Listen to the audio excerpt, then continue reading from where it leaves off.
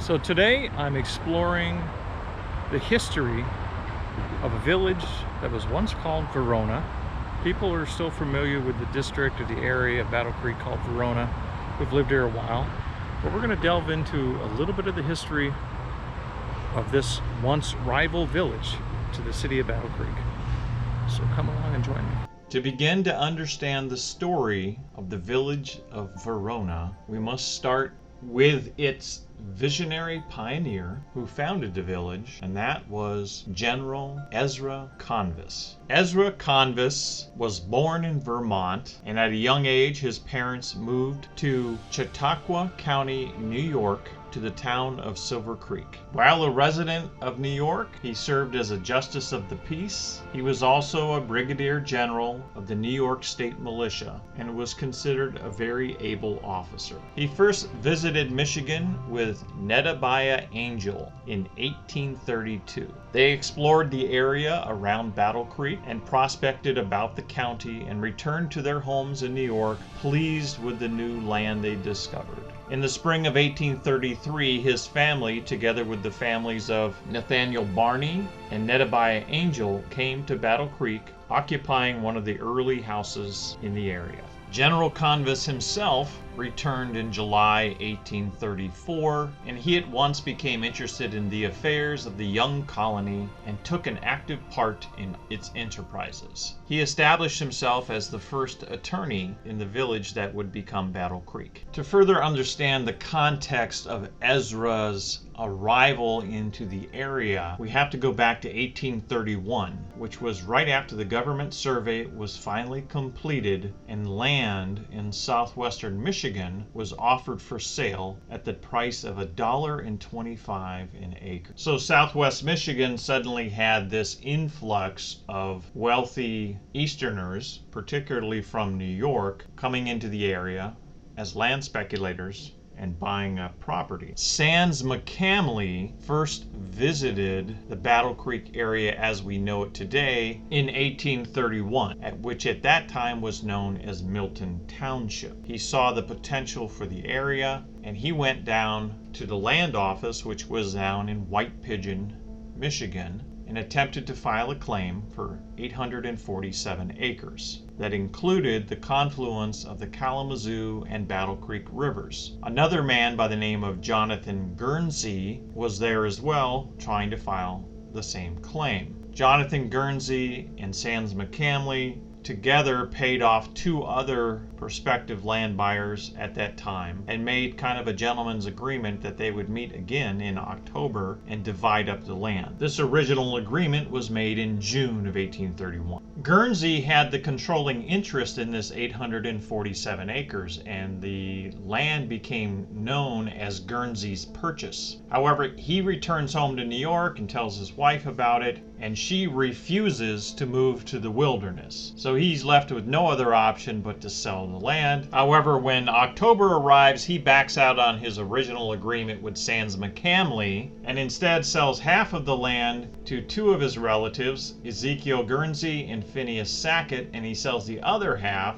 to a man by the name of Nathaniel Barney. Nathaniel Barney was one of the original families that came to the area just ahead of Ezra Convis. So Sans McCamley was out of the deal until March of 1834, when he acquired the land from Ezekiel Guernsey and Phineas Sackett, including the confluences of the river. The other half was owned by Nathaniel Barney. In 1835, Nathaniel Barney sold his half interest in the village to Ezra Convis. So we have at the point of September 1835, Sans McCamley owns half of the area as we know of downtown Battle Creek today, referred to as the Guernsey Purchase, and Ezra Convis owns the other half. Seeing the potential of the land that Sans McCamley owns of the Guernsey Purchase, Ezra Convis gets the idea to go just outside of town and purchase another tract of land, including a river that would offer similar water power, and he buys initially 8 acres and starts buying up other land around the area.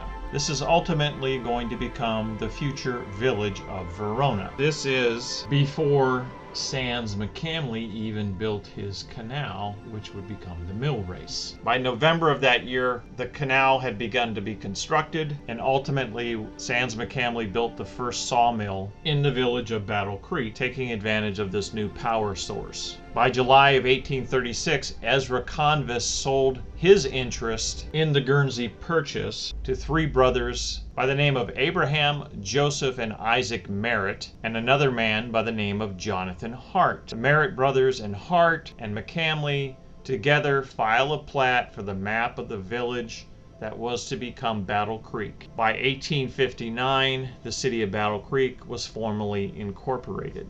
Just as a side note, the Guernsey Purchase was not the only land project that Sans McCamley and Ezra Convis collaborated on. Together, they also collaborated along with a territorial governor and a few other investors on developing the land for the village of Augusta and establishing mills over there. But that's a whole nother story. After selling his interest in the Guernsey Purchase, he decides to concentrate on his establishment of his new little project outside of Battle Creek, which would become the village of Verona.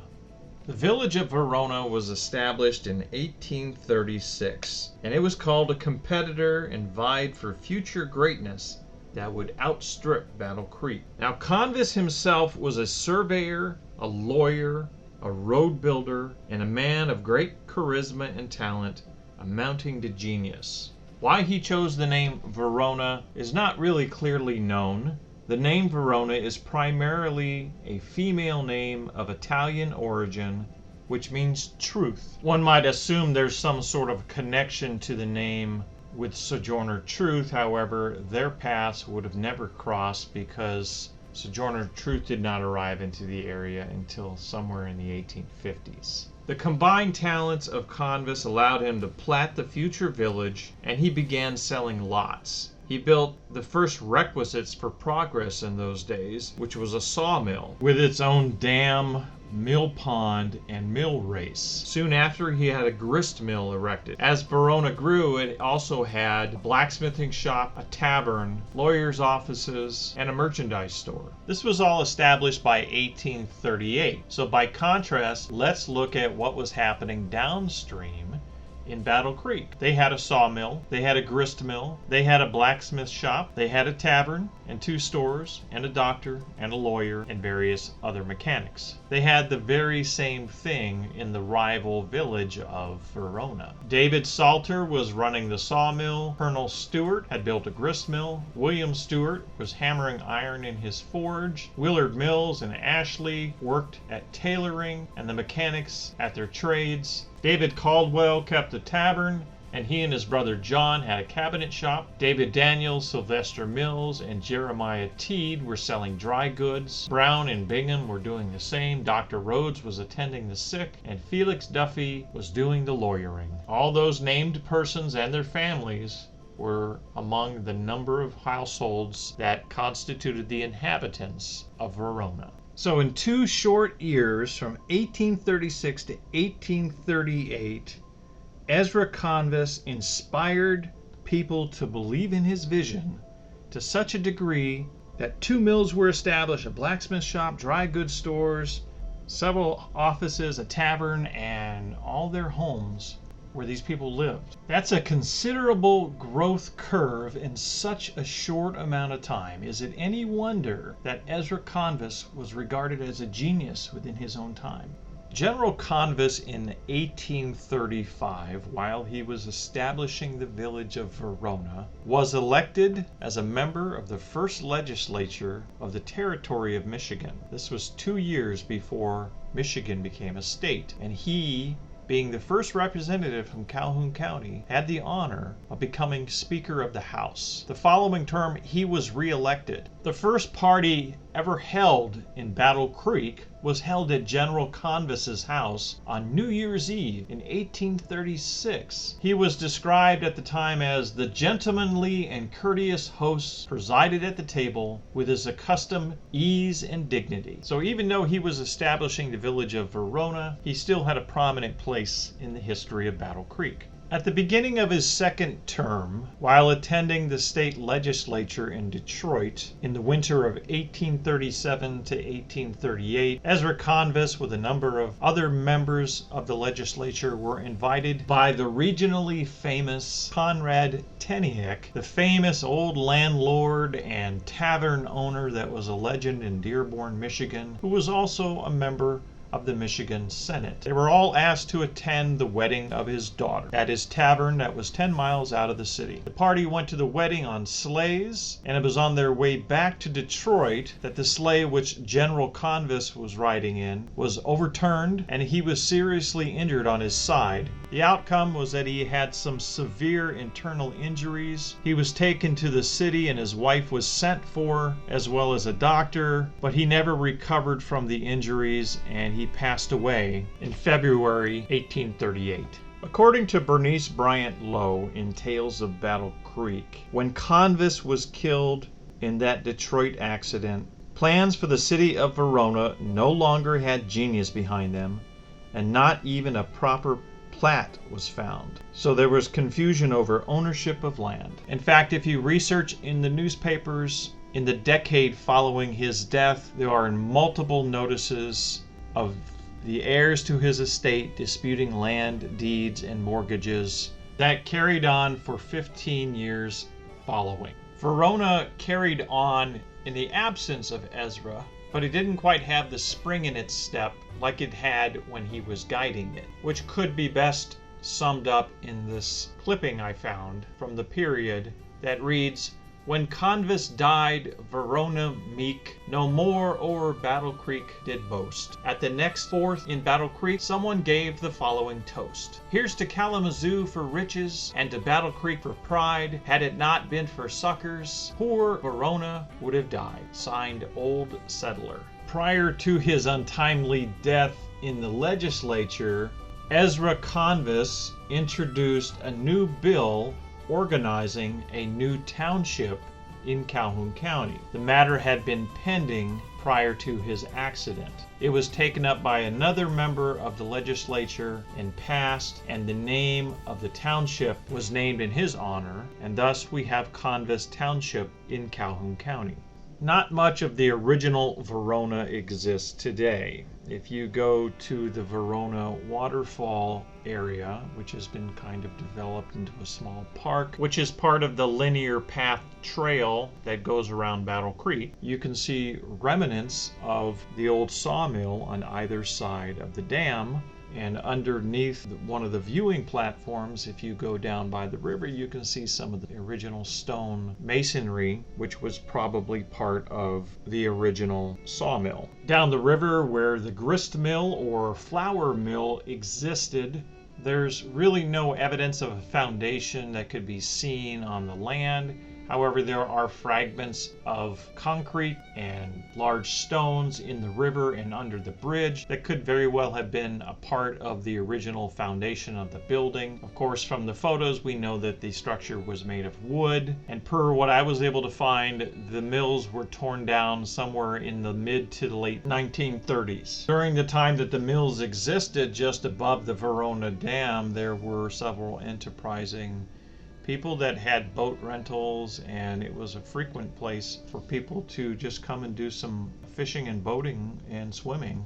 In 1935, a historic marker was placed at the Verona School honoring General Ezra Convis for his early establishment of the village of Verona. There was considerable debate at the time as to where Ezra Convis was buried. There was a Convis cemetery, which is off of East Avenue, where there now stands very large Consumers Energy power lines. At one point, there was between 20 to 25 people buried there. Most were part of that cemetery from the early years of the Verona village when there had been a smallpox epidemic. General Convis was said to have been buried there, and I even found one article that said that he had been buried underneath a lilac bush. There was also the suggestion that he had been buried over in the Detroit area in an old forgotten cemetery that now no longer exists. As to the remaining bodies that were buried in that cemetery, in reading letters to the editor from 1935 from people that had lived or grew up in that area around the cemetery, there was a general consensus that some of the bodies had been moved to Hicks Cemetery in Penfield, but that General Convis's grave was indeed in that cemetery and he was not moved because the headstone had been lost. But there were several people that distinctly remembered seeing it in that little cemetery. And then, of course, you have the story of the lilac bush, so perhaps it was just overgrown, and perhaps he's still there underneath the power lines. A note to the wise, the location of where the cemetery was is on Consumers Energy property, and there are posted notices for no trespassing. Verona, which had been once a rival to the city of Battle Creek, which had a marvelous growth for a short time when the mills sprang up and all the water power was utilized, the town appeared to be in a position to outstrip its competitor. But with the absence of General Convis in the years that followed, Battle Creek scored the Michigan Central Railroad, and Verona dwindled down to a small, obscure little village. By 1873, it was identified as a city or district just outside of Battle Creek on the Calhoun County Atlas. And in that same atlas, there is a village map for Verona, which now depicts a school.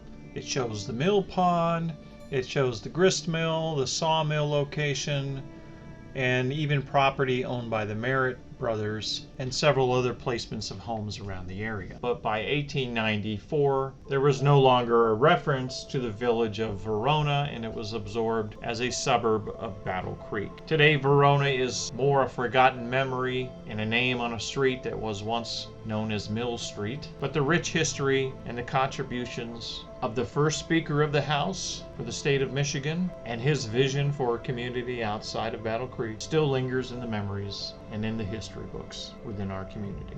One could venture to speculate what would have happened had Ezra Convis lived and continued on with his plans for the village of Verona. In his position as Speaker of the House and in the state legislature, he could have easily used his influence to shift the railroad to go through Verona, which would have added considerable growth and perhaps even accelerated it beyond the village of Battle Creek. So when you look at the story of Verona and the premature death of Ezra Convis, his death potentially changed the geography of the entire region and county.